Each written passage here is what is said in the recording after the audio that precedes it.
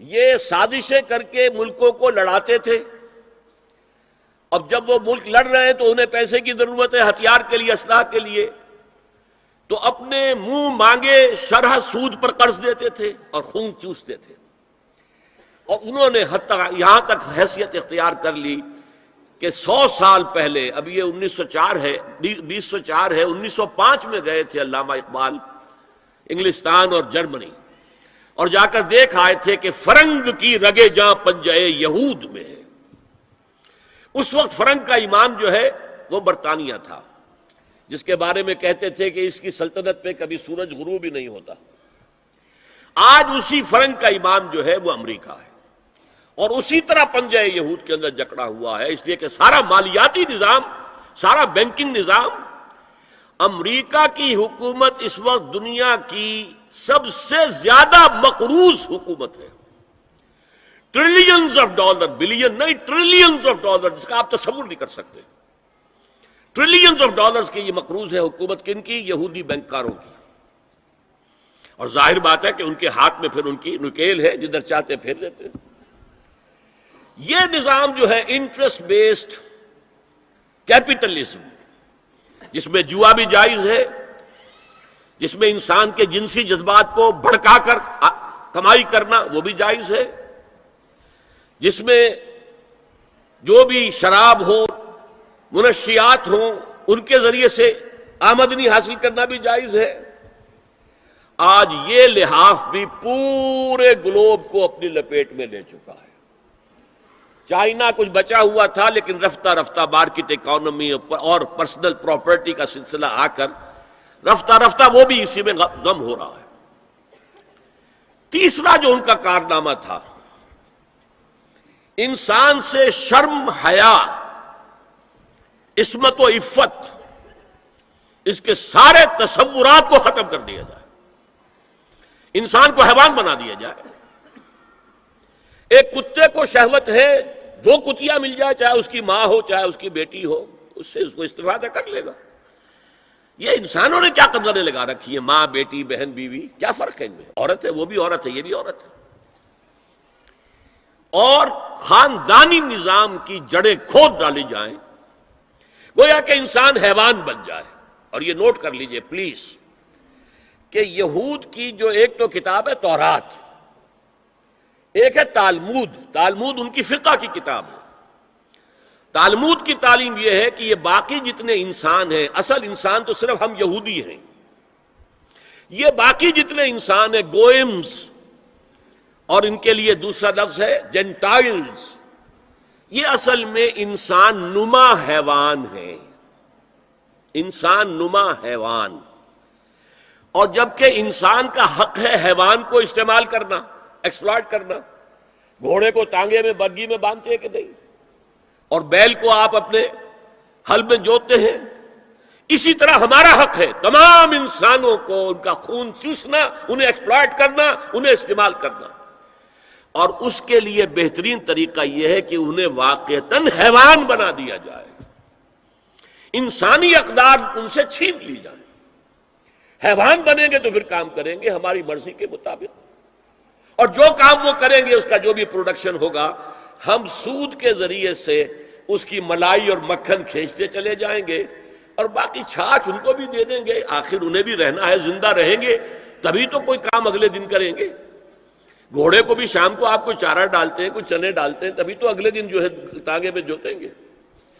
یہ ان کا تیسرا فلسفہ تھا. یہ انتقام یہ لوگ یورپ سے اور امریکہ سے، عیسائیوں سے بھرپور طریقے پر لے چکے ہیں. شرم اور حیا نام کی کوئی شے نہیں رہی، عصمت و عفت کا کوئی حساب نہیں، کوئی ذکر ہی نہیں.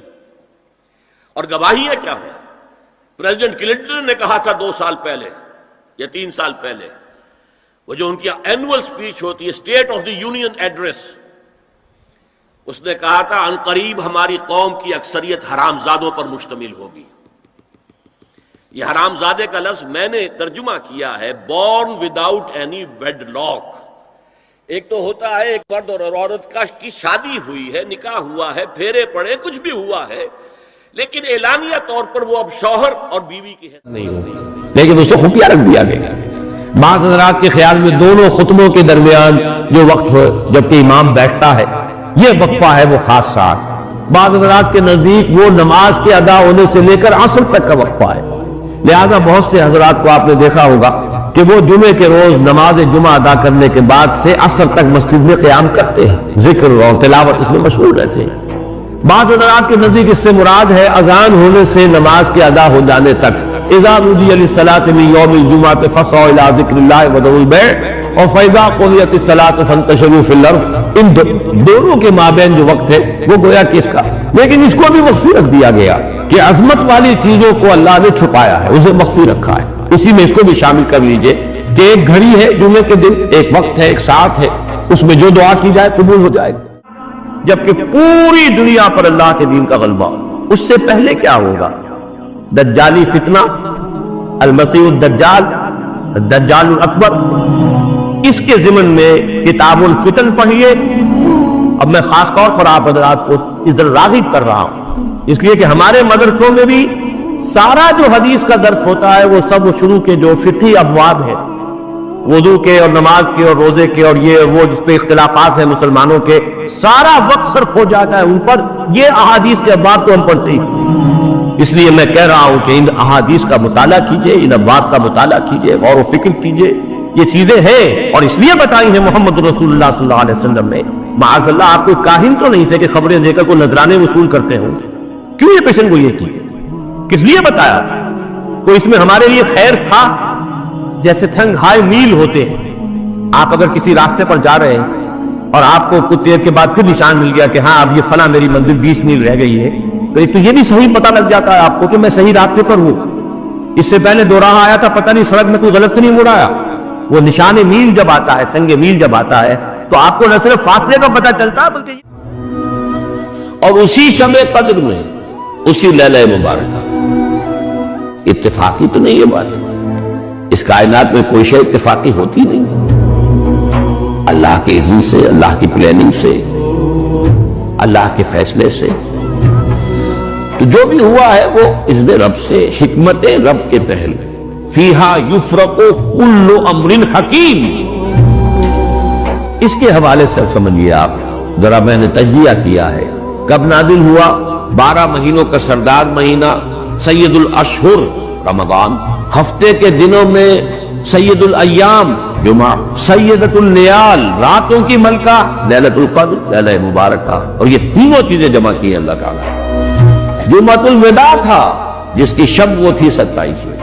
یہ بھی قران الصادین کوئی ہر سال تو نہیں ہوتا, لازم نہیں ہے کہ وہ 27ویں شب اور جمعے کا دن یہ ٹیلی کر جائے.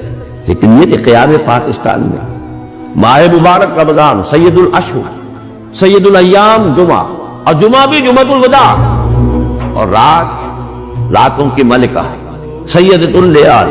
اور یہ قران الصادین یہ نہیں, 3 قران جمع ہو گئے. قران 3 چیزوں, اور وہ ہے پاکستان